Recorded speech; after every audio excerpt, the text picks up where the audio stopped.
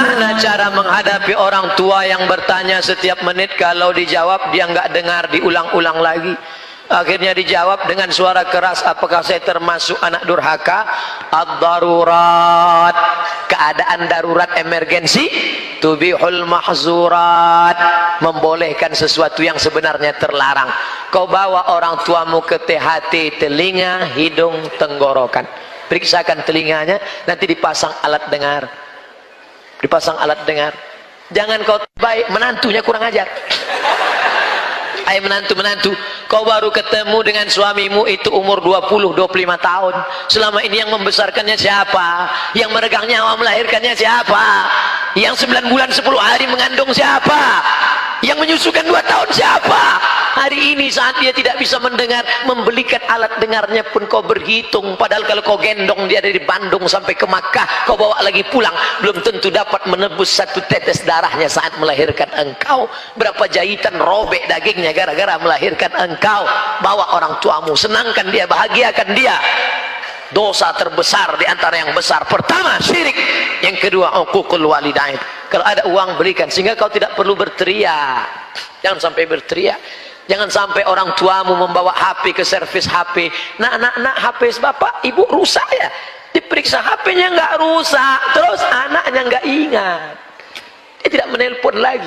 Berapa kali dia tidak jadi sholat duha karena kau kencing di kaitnya. Berapa kali dia tidak jadi tahajud karena kau menangis sampai azan subuh tiba. Di hari tua ini bahagiakan dia, belikan makanan yang enak, pakaian, bawa dia jalan-jalan. Orang Cina, saudara kita dari Tionghoa, itu sangat menghormati orang tua. Saya pergi ceramah ke Kuala Lumpur, sampai di ke mall, Ustadz hari ini kita tidak ada ceramah jalan-jalan ke mall. Sampai ke atas saya lihat ada orang tua, satu baris orang tua, anak-anaknya menyuapkan makanan. Kenapa? Karena mereka percaya rezeki bisa dijolok, rezeki bisa ditarik dengan memuliakan orang tua. Orang tua kata dia hoki, dia percaya itu. Teorinya kita yang punya, tapi mereka yang mengamalkan. Mana baktimu pada orang tuamu? Jaga orang tuamu. Jangan sampai nanti setelah dia mati meninggal dunia, barulah engkau menangis mencakar dinding. Mama, penyesalan berakhir tak ada gunanya. Saya kalau sudah melihat ada anak menangis ketika ibunya meninggal, baru dia nangis, ini pasti nyesal karena tak berbakti. Mau saya antukkan aja kepalanya. Dulu waktu dia sehat, waktu dia hidup, kenapa kau biarkan? Sekarang setelah datang orang tua mau minjam uang 50.000 untuk buka puasa. Nah, pinjam 50.000, mama mau beli makan buka puasa. Sebentar ya ma, ku tanya istriku dulu. Tak ada gunanya kau jantan gagah perkasa, tak ada gunanya.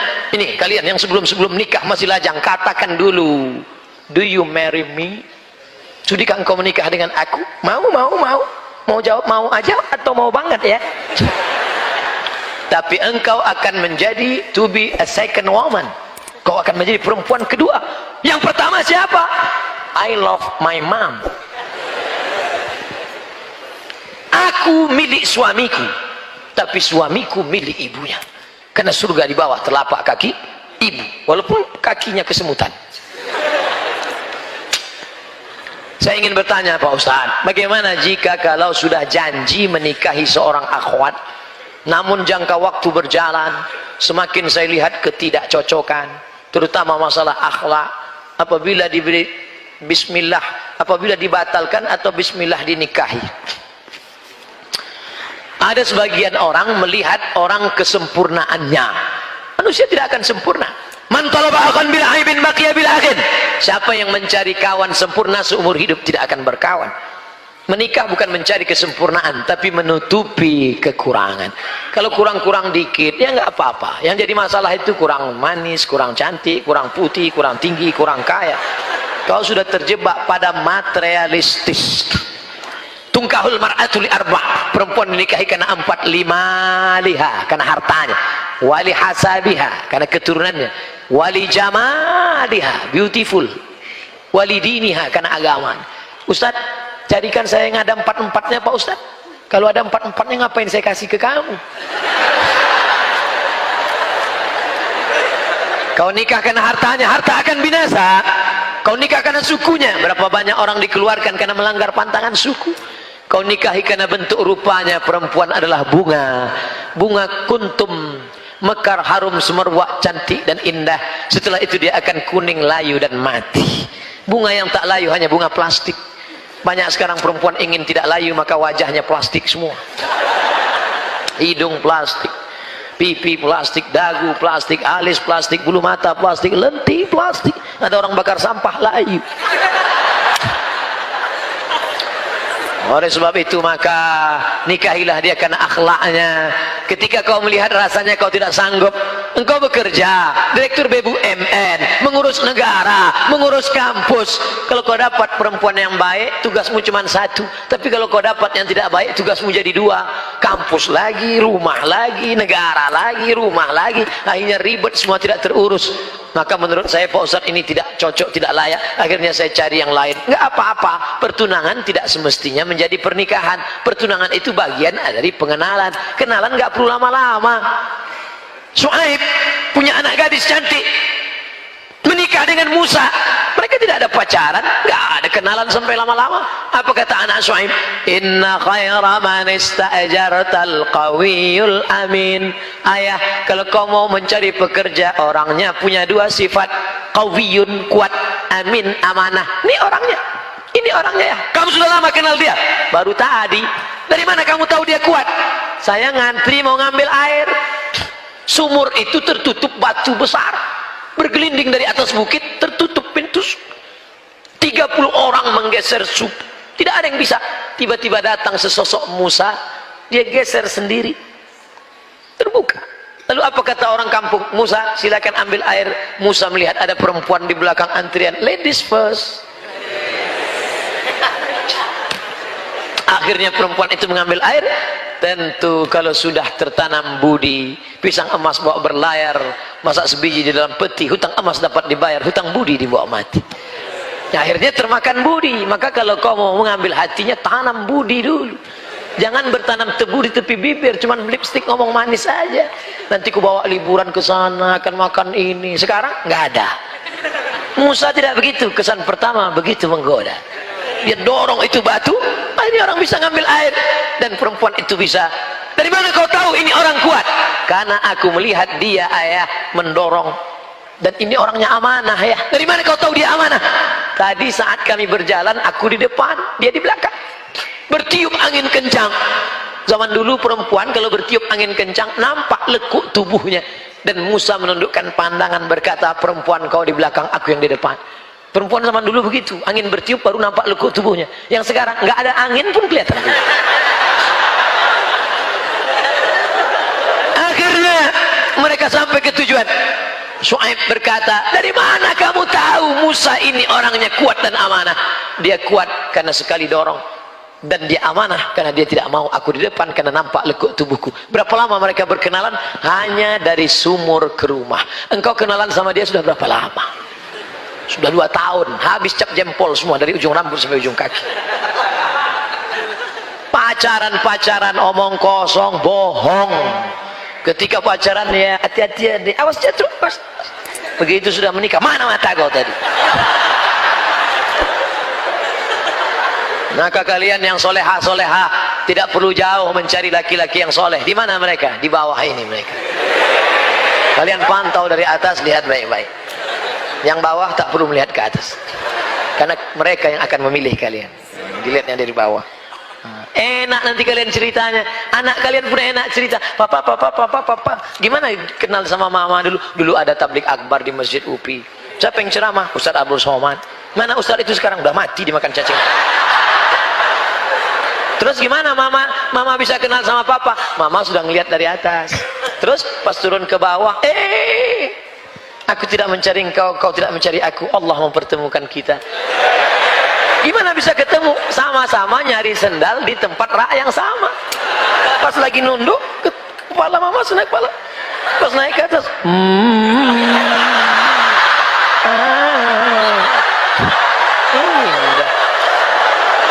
Masya Allah. Sekarang banyak orang tua tidak bisa menceritakan pertemuan dengan anaknya. Banyak orang tua nggak bisa menceritakan pertemuan dia dengan anaknya karena cerita itu tidak indah untuk diceritakan. Mama, dulu ketemu dengan papa gimana? Salah sambung. Papa, dulu ketemu dengan mama di mana? Ditangkap Kamtipmas. Jikalau kita ingin tahajud, seorang anak muda, boleh nggak satu rakaatnya 30 juz? Ada ndak orang yang pernah melakukan itu Pak Ustadz? Ada, zaman sahabat Nabi. Rakaat pertama 15 juz, rakaat kedua 15 juz, hafal Quran. Kalau engkau baca rakaat pertama 30 juz, rakaat kedua kau baca apa?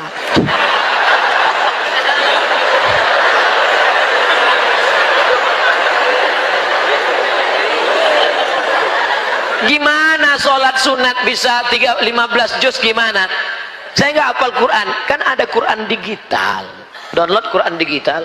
Sholat ngelihat boleh. Mana dalilnya sholat ngelihat apa boleh? Ada seorang laki-laki namanya Zakwan. Siapa namanya?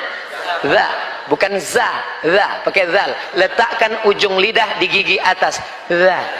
Zakwan. Ada za, ada za, ada ja, ada lo. Jadi jangan sama. Ini nanti ijazah. Iya, namanya Zakwan. Zakwan jadi imam dan dia melihat mushaf. Itu dalil boleh sholat melihat mushaf. Maka nanti lihat. Tapi letak kantong, jangan terlalu banyak gerakan. Letak sini. Yang letaknya di belakang, tersepit pula. Langsung. Ghairil maghdubi 'alaihim waladdallin. Amin. Bismillahirrahmanirrahim. Alif lam mim. Dzalikal kitabu la raiba fihi hudal lil muttaqin. Tapi HP-nya dinonaktifkan.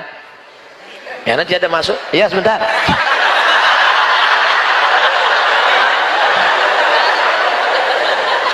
Hanya Quran digitalnya saja bisa.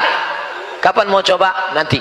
Nah, nanti kalian kalau kebetulan umroh ingin sholat di belakang imam Masjid Nabawi, gak bisa ujuk-ujuk datang jam 4 di belakang, gak bisa. Masuknya jam 1. Ini imam Masjid Nabawi, masuk jam 1. Masuk jam 1, sholat sunat di situ. Booking tempat, duduk. Duduk situ, tunggu. Jam 2, jam 3, jam 4, jam 5 azan subuh. 4 jam. Ngapain jam 4? Ngapain 4 jam di situ? Sholat. 1 rakaat 1 juz. 4 rakaat 4 juz. Caranya lihat Quran. Tegak lihat. Begitu pas hampir azan batal.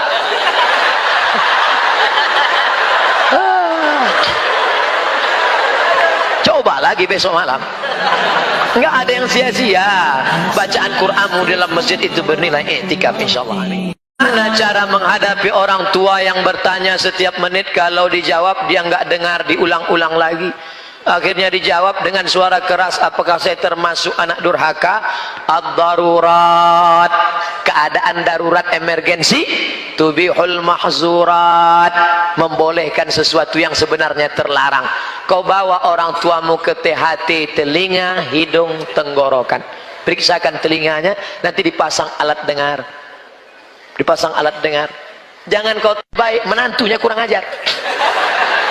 Hai menantu, kau baru ketemu dengan suamimu itu umur 20-25 tahun. Selama ini yang membesarkannya siapa? Yang meregang nyawa melahirkannya siapa? Yang 9 bulan 10 hari mengandung siapa? Yang menyusukan 2 tahun siapa? Hari ini saat dia tidak bisa mendengar, membelikan alat dengarnya pun kau berhitung. Padahal kalau kau gendong dia dari Bandung sampai ke Makkah, kau bawa lagi pulang, belum tentu dapat menebus 1 tetes darahnya saat melahirkan engkau. Berapa jahitan robek dagingnya gara-gara melahirkan engkau. Bawa orang tuamu, senangkan dia, bahagiakan dia. Dosa terbesar di antara yang besar, pertama syirik, yang kedua uququl walidain. Kalau ada uang berikan, sehingga kau tidak perlu berteriak. Jangan sampai berteriak. Jangan sampai orang tuamu membawa HP ke servis HP. Nak, HP bapak ibu rusak ya. Diperiksa HP-nya nggak rusak, terus anaknya nggak ingat. Dia tidak menelpon lagi. Berapa kali dia tidak jadi sholat duha karena kau kencing di kaitnya. Berapa kali dia tidak jadi tahajud karena kau menangis sampai azan subuh tiba. Di hari tua ini bahagiakan dia, belikan makanan yang enak. pakaian, bawa dia jalan-jalan. Orang Cina, saudara kita dari Tionghoa itu sangat menghormati orang tua. Saya pergi ceramah ke Kuala Lumpur, sampai di ke mall, Ustadz hari ini kita tidak ada ceramah jalan-jalan ke mall. Sampai ke atas saya lihat ada orang tua, satu baris orang tua, anak-anaknya menyuapkan makanan. Kenapa? Karena mereka percaya rezeki bisa dijolok, rezeki bisa ditarik dengan memuliakan orang tua. Orang tua kata dia hoki, dia percaya itu. Teorinya kita yang punya, tapi mereka yang mengamalkan. Mana baktimu pada orang tuamu? Jaga orang tuamu. Jangan sampai nanti setelah dia mati meninggal dunia, barulah engkau menangis mencakar dinding. Mama, penyesalan berakhir tak ada gunanya. Saya kalau sudah melihat ada anak menangis ketika ibunya meninggal, baru dia nangis, ini pasti nyesal karena tak berbakti. Mau saya antukkan aja kepalanya. Dulu waktu dia sehat, waktu dia hidup, kenapa kau biarkan? Sekarang setelah datang orang tua mau minjam uang 50.000 untuk buka puasa. Nah, pinjam 50.000, mama mau beli makan buka puasa. Sebentar ya ma, ku tanya istriku dulu. Tak ada gunanya kau jantan gagah perkasa, tak ada gunanya. Ini kalian yang sebelum nikah masih lajang, katakan dulu, do you marry me? Sudikah engkau menikah dengan aku? Mau jawab mau aja atau mau banget ya? Tapi engkau akan menjadi to be a second woman. Kau akan menjadi perempuan kedua. Yang pertama siapa? I love my mom. Aku milik suamiku, tapi suamiku milik ibunya. Karena surga di bawah telapak kaki ibu, walaupun kakinya kesemutan. Saya ingin bertanya Pak Ustadz, bagaimana jika kalau sudah janji menikahi seorang akhwat, namun jangka waktu berjalan, semakin saya lihat ketidakcocokan, terutama masalah akhlak, apabila diberi bismillah, apabila dibatalkan atau bismillah dinikahi. Ada sebagian orang melihat orang kesempurnaannya. Manusia tidak akan sempurna. Man talaba akhan bil aibin baqiya bil akhin. Siapa yang mencari kawan sempurna seumur hidup tidak akan berkawan. Menikah bukan mencari kesempurnaan, tapi menutupi kekurangan. Kalau kurang-kurang dikit, ya nggak apa-apa. Yang jadi masalah itu kurang manis, kurang cantik, kurang putih, kurang tinggi, kurang kaya. Kau sudah terjebak pada materialistis. Tungkahul mar'atu li arba'. Perempuan dinikahi karena 4, 5 liha, karena hartanya. Wali hasabiha, karena keturunannya. Wali jamaliha, beautiful. Wali diniha, karena agama. Ustaz, carikan saya yang ada 4-4-nya Pak Ustaz. Kalau ada 4-4-nya ngapain saya kasih ke kamu?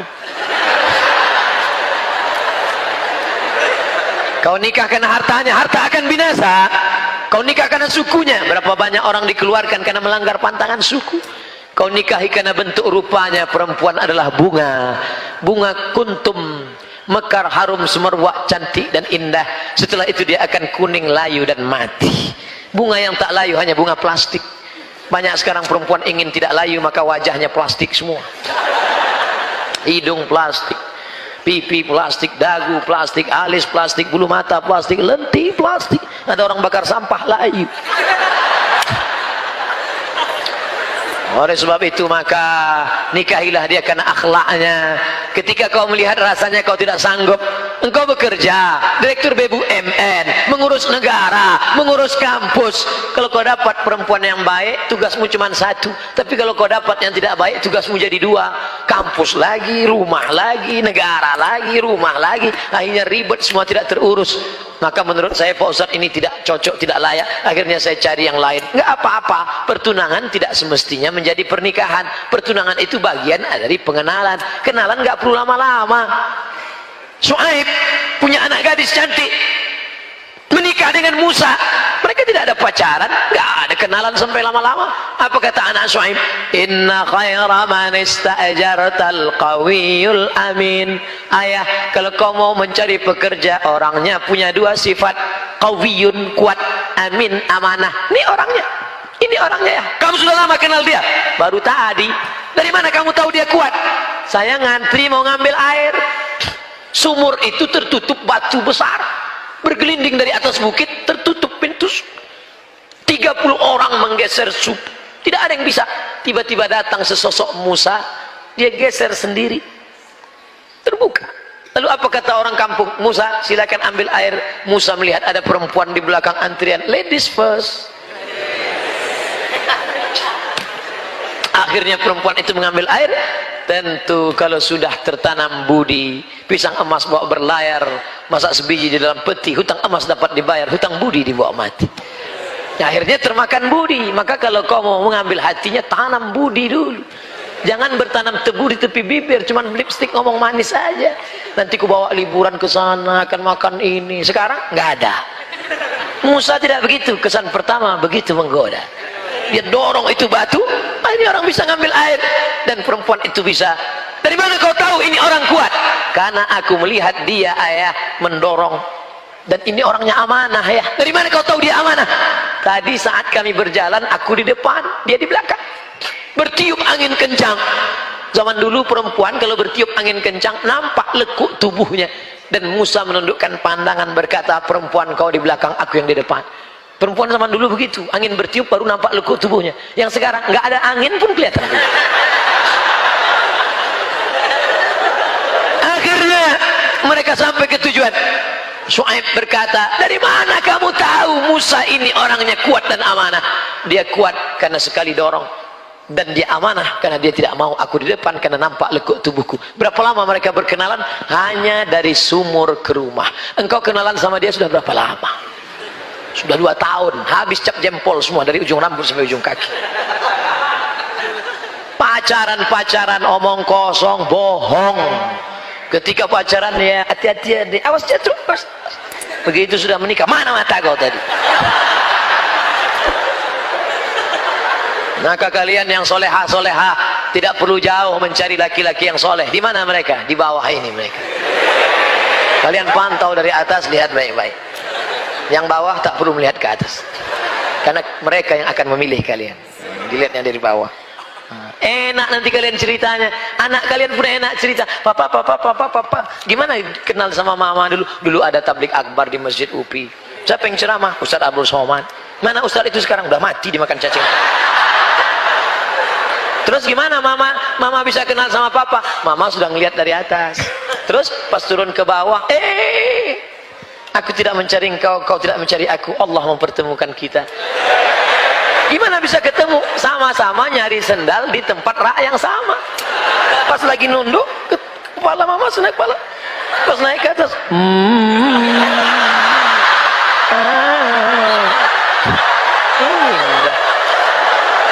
Masya Allah. Sekarang banyak orang tua tidak bisa menceritakan pertemuan dengan anaknya. Banyak orang tua nggak bisa menceritakan pertemuan dia dengan anaknya karena cerita itu tidak indah untuk diceritakan. Mama, dulu ketemu dengan papa gimana? Salah sambung. Papa, dulu ketemu dengan mama di mana? Ditangkap Kamtipmas. Jikalau kita ingin tahajud seorang anak muda, boleh nggak satu rakaatnya 30 juz? Ada ndak orang yang pernah melakukan itu Pak Ustadz? Ada, zaman sahabat Nabi. Rakaat pertama 15 juz, rakaat kedua 15 juz, hafal Quran. Kalau engkau baca rakaat pertama 30 juz, rakaat kedua kau baca apa?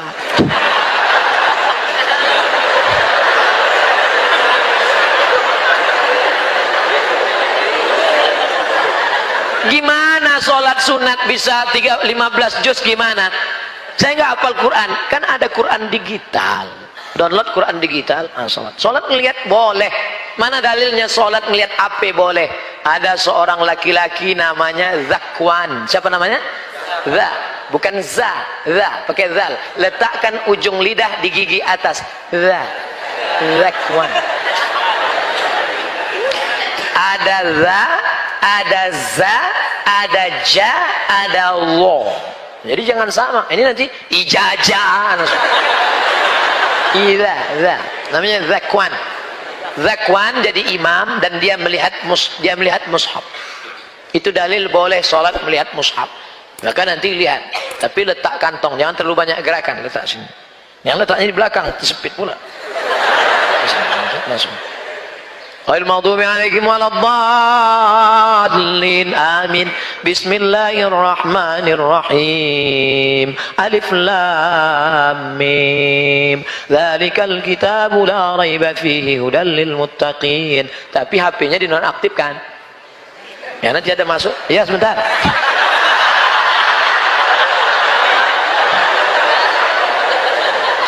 Hanya Quran digitalnya saja bisa. Kapan mau coba? Nanti. Nah, nanti kalian kalau kebetulan umroh ingin sholat di belakang imam Masjid Nabawi, gak bisa ujuk-ujuk datang jam 4 di belakang, gak bisa. Masuknya jam 1. Ini imam Masjid Nabawi masuk jam 1. Masuk jam 1 sholat sunat di situ. Booking tempat, duduk. Duduk situ, tunggu. Jam 2, jam 3, jam 4, jam 5 azan subuh. 4 jam. Ngapain jam 4? Ngapain 4 jam di situ? Sholat. 1 rakaat 1 juz. 4 rakaat 4 juz. Caranya lihat Quran. Tegak lihat. Begitu pas hampir azan batal.